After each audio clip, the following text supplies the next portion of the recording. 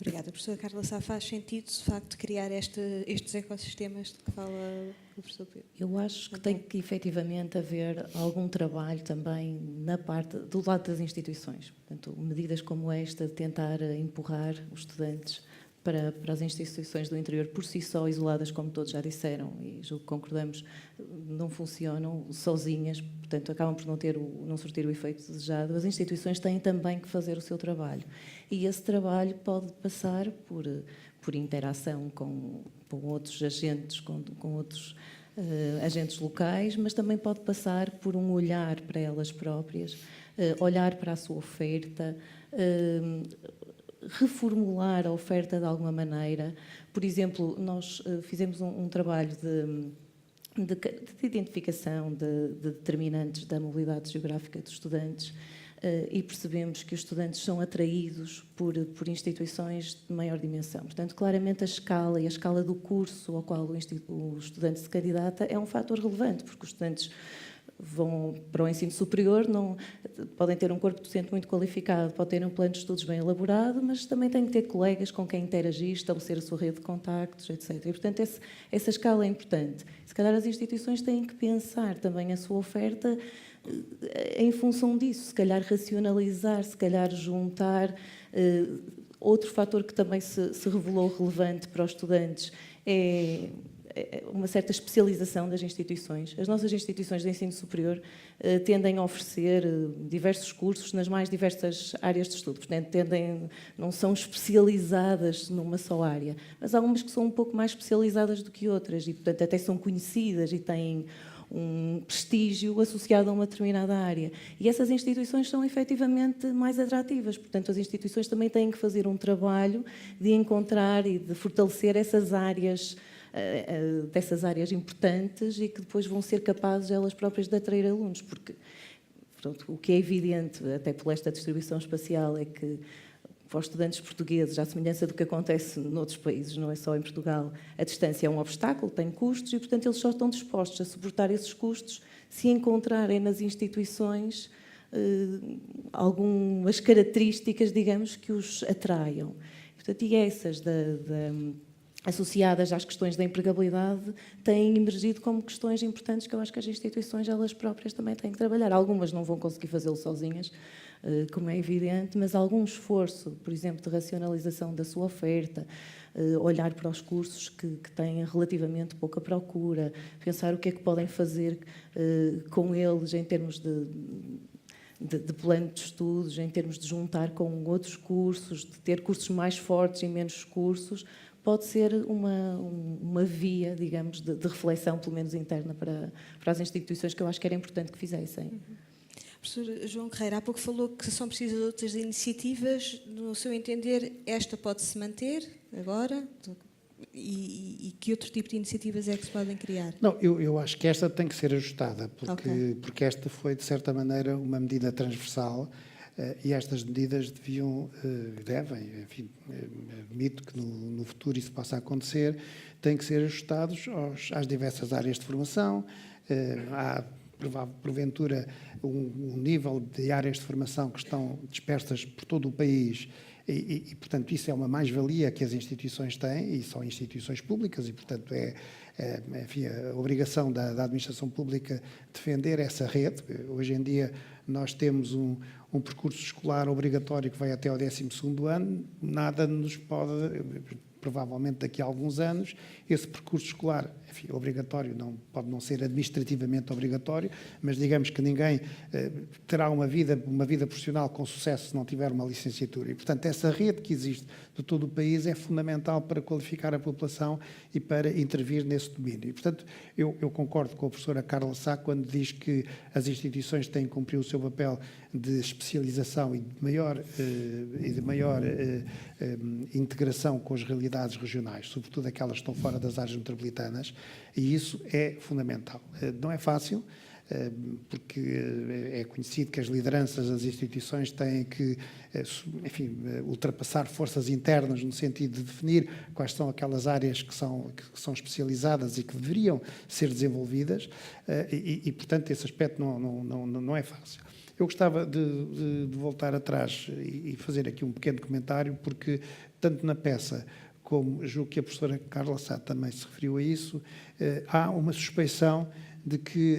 o impacto desta medida foi sobretudo positiva para o ensino privado. Portanto,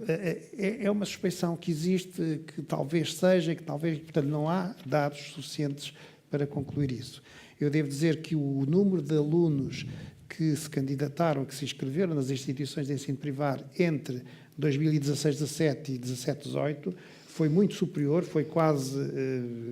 8 vezes superior, 6, 7 vezes superiores àquelas que os efetivos que o efetivo dos privados aumentou de 17-18 para 18-19. É verdade que aumentou um bocadinho, mas aumentou muito pouco quando comparado com aquilo que era do ano anterior. E, portanto, eu punha, enfim, introduzia alguma cautela nessa apreciação das transferências entre o sistema público e o ensino privado, porque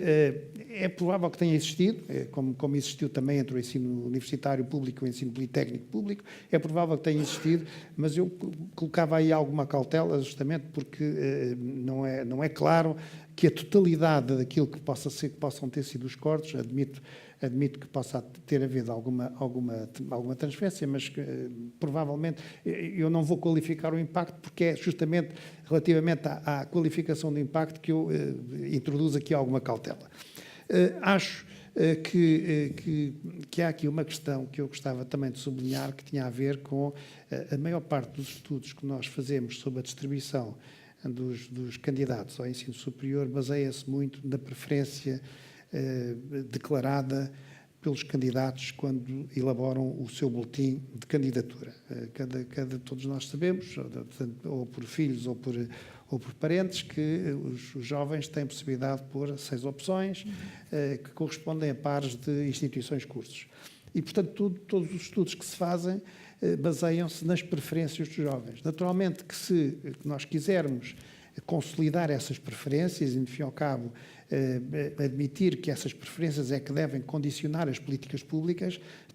tínhamos todos os jovens concentrados em Lisboa e no Porto. E, portanto, tem que haver aqui uma melhor concertação entre as preferências dos jovens, que naturalmente correspondem a vocações, correspondem a razões diversas, muitas delas razões fortuitas, podem ser modas de cidades que têm uma oferta cultural interessante e que provavelmente canalizam a atração para determinados segmentos jovens e, portanto, há razões diversas,